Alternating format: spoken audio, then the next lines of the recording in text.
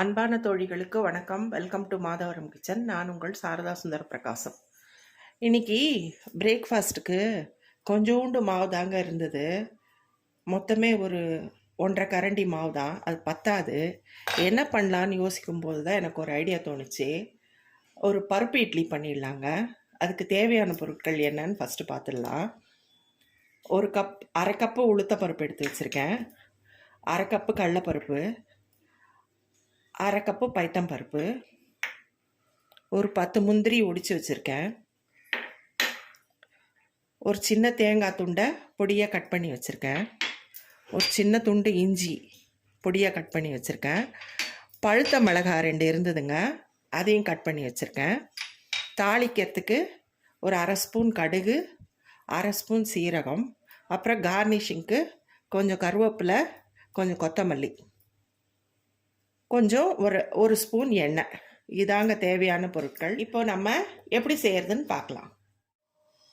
இந்த 3 பருப்பையும் ஒரு அரை மணி நேரத்துக்கு முன்னாடி நல்லா ஊற வச்சுட்டேங்க. இப்போ இதை நம்ம மிக்சியில் போட்டுக்கலாம்.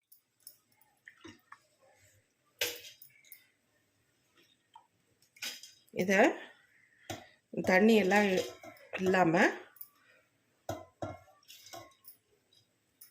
நல்லா வடிச்சிட்டு மிக்சியில் போட்டுக்கோங்க.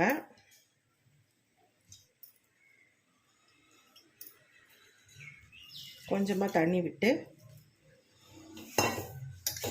நம்ம அரைச்சிட்டு வந்துடலாங்க. இப்போது அரைச்சிட்டு வந்த மாவை இதில் கொட்டிக்கலாங்க. இந்த இட்லி மாவோட கொட்டிக்கிறேன்.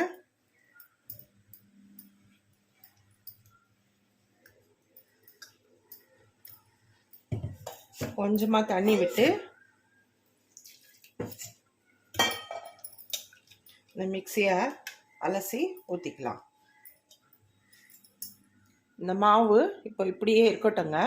இதுக்கு ஒரு தாளிப்பு நம்ம ரெடி பண்ணிக்கலாம். இப்போது ஸ்டவ் ஆன் பண்ணி கடாய் வச்சுருக்கேங்க. கடாய் சூடானதும்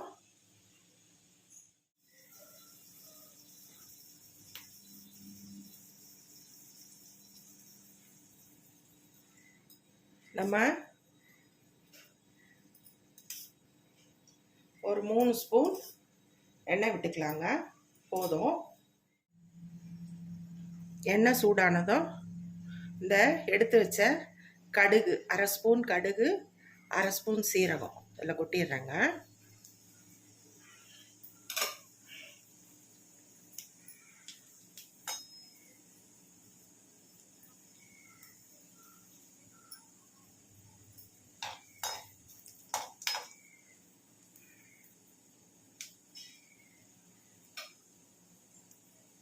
கடுகு நல்லா பொரியட்டுங்க. கடுகு நல்லா பொரிஞ்ச உடனே நம்ம மற்ற பொருட்களை சேர்த்துக்கலாம்.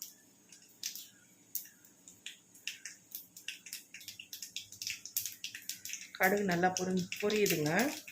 இப்போது இந்த உடைச்சி வச்ச முந்திரி பருப்பை இதில் போட்டுக்கலாம்.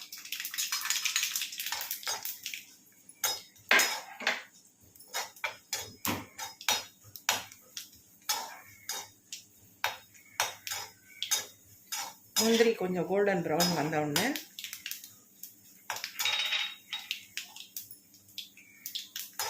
இந்த சிகப்பு மிளகாய் இதை போட்டுக்கிறேங்க. அப்புறம் இஞ்சி,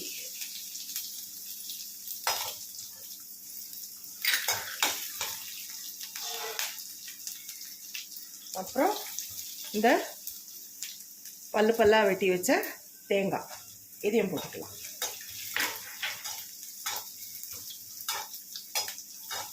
இந்த கொஞ்ச நேரம், ரொம்ப வதக்க தேவையில்லைங்க, கொஞ்ச நேரம் வதக்கிட்டு இப்போது கருவேப்பிலை போட்டுக்கலாங்க.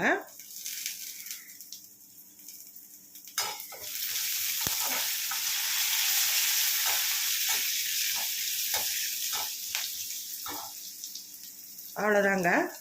இப்போது ஸ்டவ் ஆஃப் பண்ணிடுறேன். இப்போது நம்ம இந்த வதக்கி வச்ச இந்த ஐட்டம்ஸ் எல்லாம் இதில் கொட்டிக்கலாம். இந்த மாவில்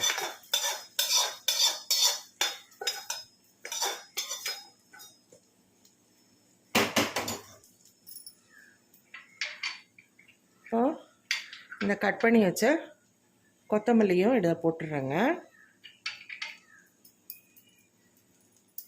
இப்போ மாவை நல்லா கலந்துக்கலாங்க. அந்த பருப்பு, அந்த பழைய இட்லி மாவு எல்லாம் சேர்த்து இப்படி நல்லா கலந்து விட்டுருங்க.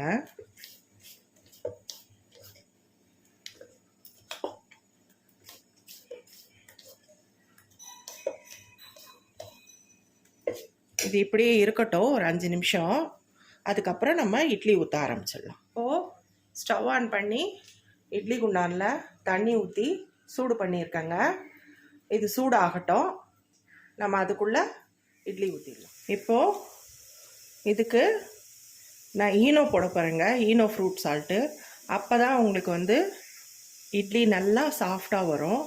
ஒரு பேக்கெட் ஈனோவை கட் பண்ணி இட்லி ஊற்றுறதுக்கு முன்னாடி தாங்க நீங்கள் கலக்கணும்.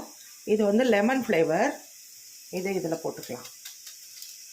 போட்டுட்டு நல்லா கலந்துக்கோங்க. உங்களுக்கு வேண்டான்னா நீங்கள் இதை அவாய்ட் பண்ணிவிட்டு நீங்கள் வீட்டில் இருக்கிற ஆப்ப சோடா கூட போட்டுக்கலாங்க. ஆனால் இது போட்டால் நல்லா வரும். இப்போது இட்லி ஊற்றிக்கலாங்க.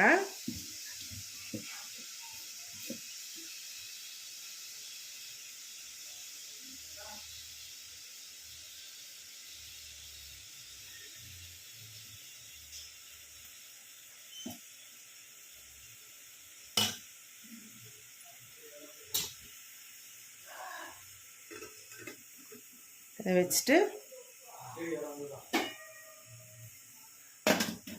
மூடி வச்சுட்டேங்க. இது வேகட்டும். வெந்த அப்புறம் நம்ம பார்த்துக்கலாம். இப்போது இட்லி வெந்துருச்சான்னு பார்க்கலாங்க. ஏன்னா இது உளுத்தம்பருப்பு, கடலைப்பருப்பு, பயத்தம்பருப்பு எல்லாமே சீக்கிரம் வேகிற பருப்பு தான். அதனால் ஒரு 10 நிமிஷத்தில் வெந்துடும். வெந்துருச்சுங்க, நல்லா வெந்துருச்சு. இப்போது நம்ம இட்லியை எடுத்துடலாம். இட்லி ரெடி ஆயிடுச்சுங்க. பாருங்கள் எவ்வளோ சாஃப்டாக இருக்குது பாருங்கள் இட்லி.